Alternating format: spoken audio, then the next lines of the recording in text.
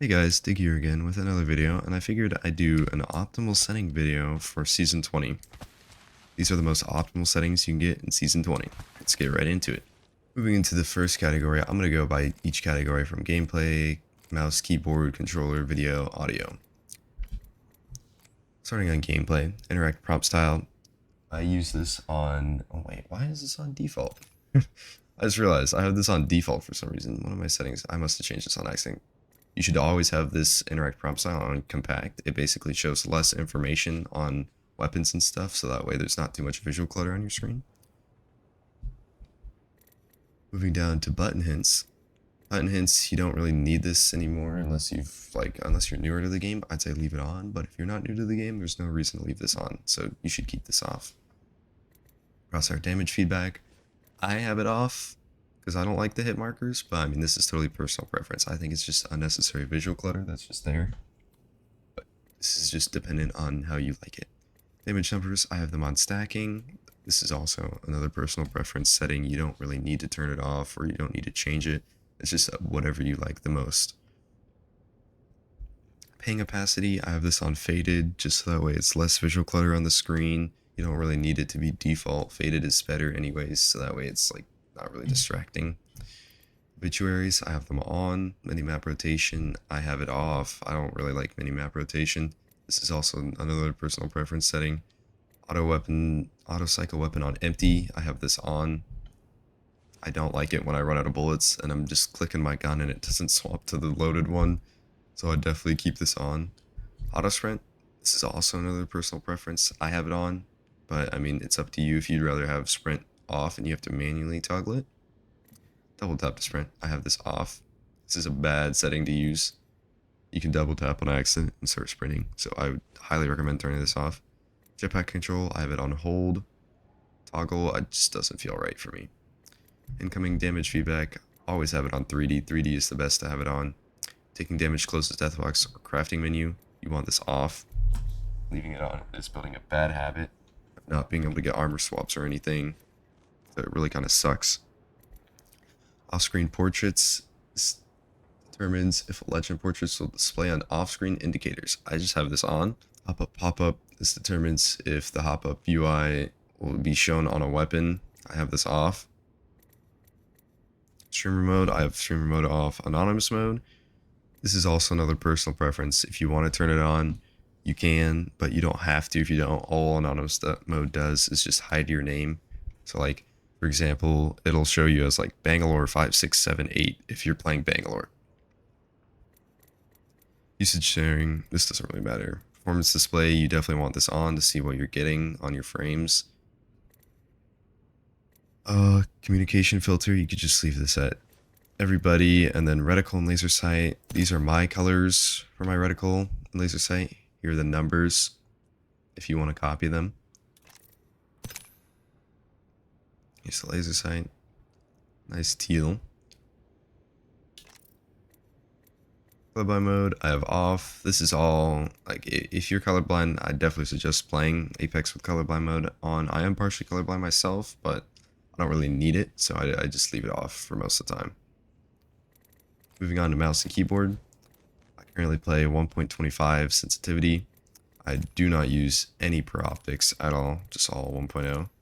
And I have all of this just turned off. Lighting effects, clamp mouse cursor game window, mouse invert, and mouse acceleration off. Do not turn mouse acceleration on. It's a very bad setting to use. And then for my keybinds, I have most of the stuff is the same, except I have tap strafe binded. And then I have my tactical and ultimate on my mouse buttons, 4 and 5. And then I also, at the same time, change my inspect to N, but that doesn't really matter, to be fair. Moving on to controller. Controller button layout, obviously it depends on how you like to play the game. I use default personally. Stick layout, I have this as default. Interact reload, I use tap to use and reload. Crouch, I use toggle. Aim button, hold. Survival slot button off. Adaptive triggers on. Trigger dead zones default. I use menu cursor speed at, I'd say 65%. I use 4:3 linear, like a lot of other controller players, since it's still just the best sensitivity to use. Do not use per optic settings on controller, and I do not use ALCs as well. Moving on to the video category. This is a lot more preference as well. This mainly depends on your PC and the power of your PC. I play full screen, 1610 by 1920 by 1200, 60% brightness, 110 FOV, with FOV ability scaling disabled. For example, it's like when you go into Blood Ult and your FOV gets wider, or when you octane stim. I just don't like that. Sprint view shake, I have this at minimal because it's just so much shaking on the screen. Good. I'd rather have less screen shaking. And then moving down into the advanced video settings, I have VSync disabled, NVIDIA reflex on enabled plus boost, adaptive resolution FPS target at 0, you don't want this on. Anti-aliasing, I have none. Texture streaming budget, I use very low. Texture filtering, I have bilinear. I have all of these on the lowest settings possible just because my rig isn't the strongest. I do have a 3070 in it, but still I'd rather go for just having better performance. So if you have a good PC, like a really, really good PC with like a 4070 in it, 4060, I'd definitely say you could use higher settings if you want, but just expect a tank and maybe performance. If you use the lowest settings, you can get the most consistent performance from Apex frame-wise. So I have all the rest of this at low.